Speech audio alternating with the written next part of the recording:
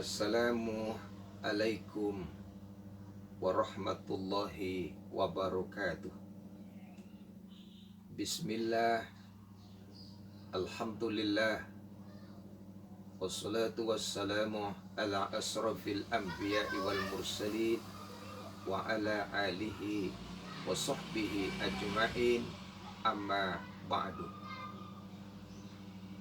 Salah satu nikmat yang pernah Allah karuniakan kepada kita adalah nikmat yang disebut dengan qalbu atau hati.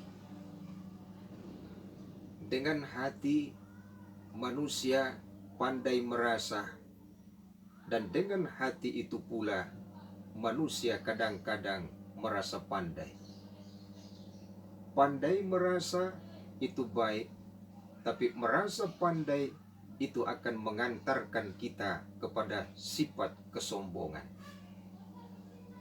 Hati bisa mengalami perubahan yang dalam bahasa sufi kadang-kadang hati berada pada posisi yang tinggi, kadang-kadang hati berada pada posisi yang terbuka, kadang-kadang hati juga berada pada posisi yang rendah.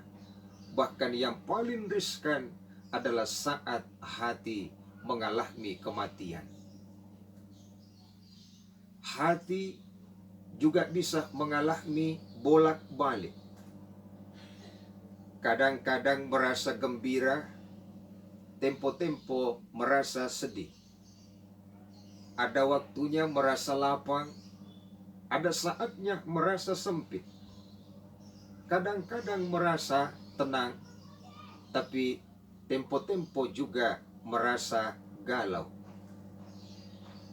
Di saat hati merasakan kesedihan, di saat hati merasakan kesempitan, di saat hati merasa galau, pertanyaannya kemudian adalah apa solusinya? Ibnu Mas'ud adalah sahabat baginda Rasulullah Sallallahu Alaihi Wasallam. Suatu ketika beliau didatangi oleh seseorang, lalu kemudian curhat dan minta nasihat. Terjadilah dialog yang sederhana. Wahai Ibnu Mas'ud, saat ini saya datang kepingin untuk curhat sekaligus mendengarkan nasihat. Apa masalahmu, kata Ibnu Mas'ud?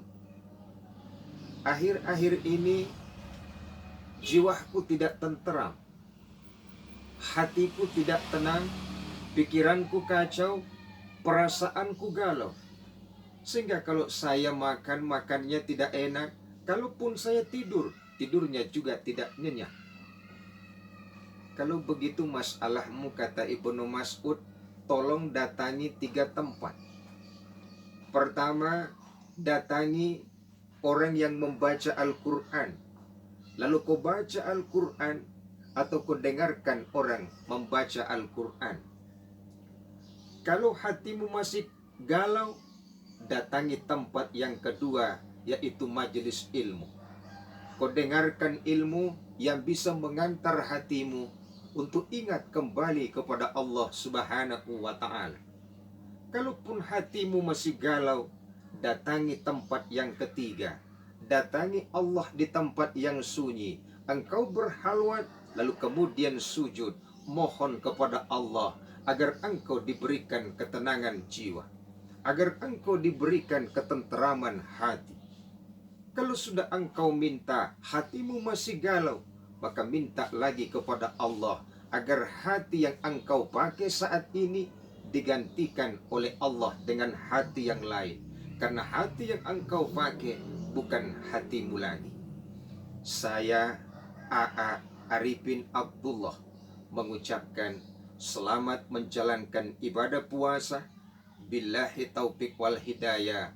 Wassalamualaikum warahmatullahi wabarakatuh.